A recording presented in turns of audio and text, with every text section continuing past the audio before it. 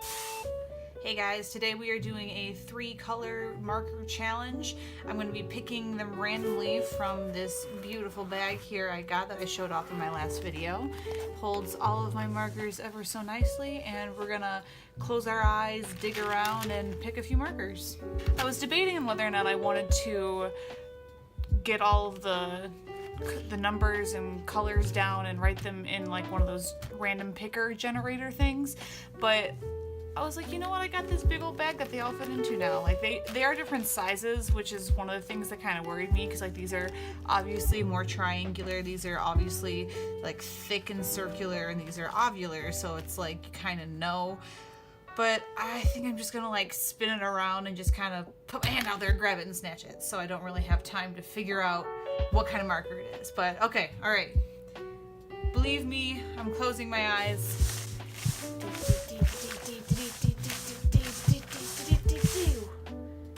This one, and do this again. This one, and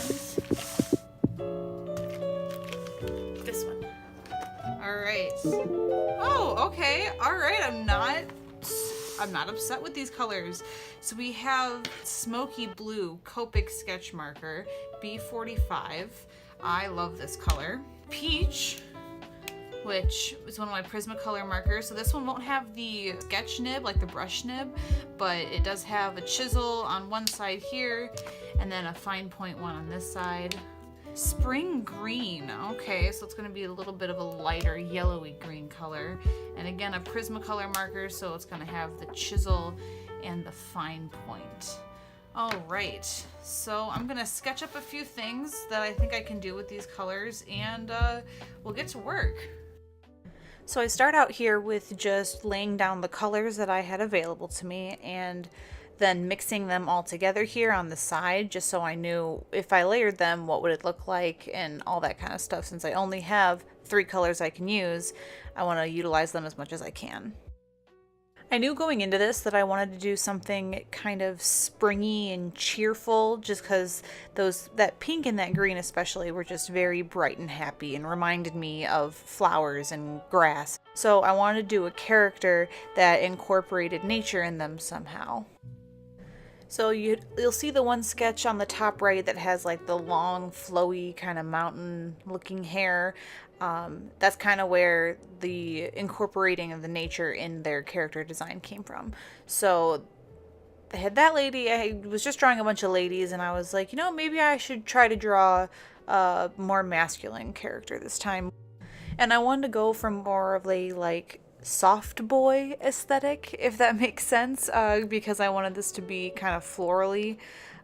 So I have this, he's got a very angular face, but also soft features about it, and then I put little flowers in his hair and stuff like that, so I think he's pretty cute. But I also think that the sketch turned out to be a little better than the final outcome drawing, just because I think in the sketch it had a little more personality to it. I think I stuck to my shapes a little bit better in the sketch, and then when I blew it up and made it a bit bigger, I lost a little bit of that.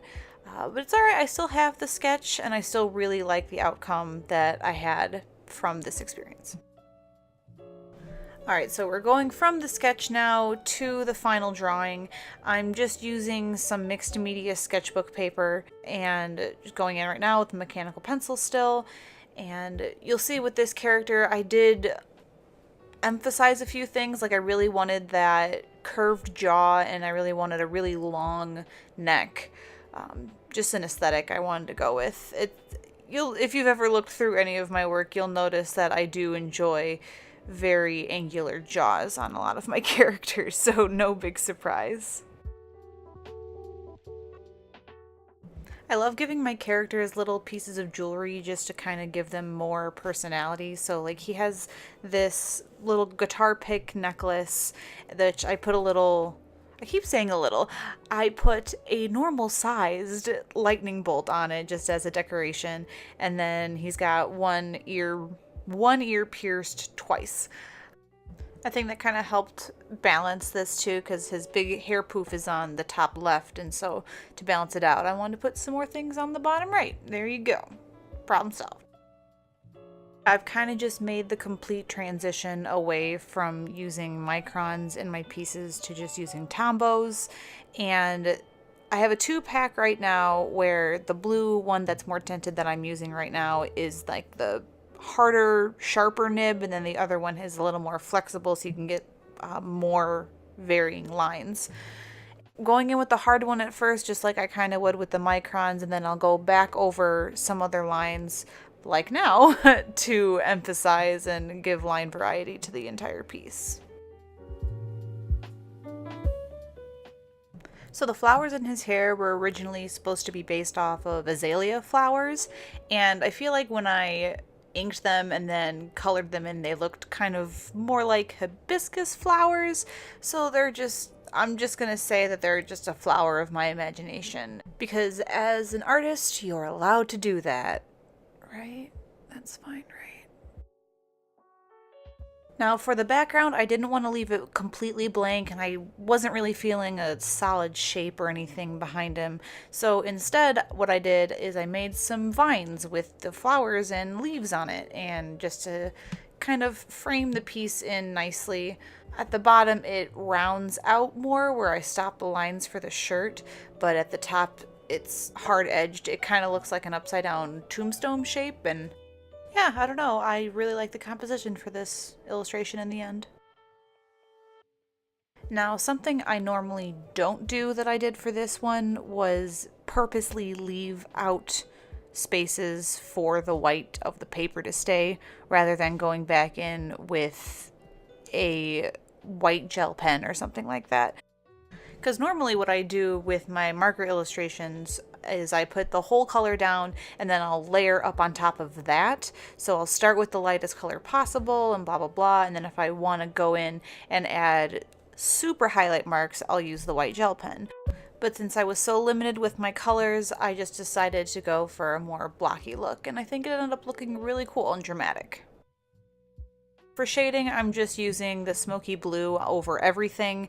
It kind of works on the shirt, but you can't really see much of the shirt, so I didn't think it'd be that big of a deal. But I thought it was a really pretty purple that came out of using the skin color peach and then smoky blue on top. So for the background, I'm kind of doing the opposite of what I did earlier. I'm putting my colors down first, and then I'll go over that with inking. And it gives me kind of this loose feeling when I do it, especially when I draw leaves and trees and nature-y things. It reminds me of the illustrations of Winnie the Pooh, which I absolutely adore. Very big influence on me, as you can probably then tell why I do that.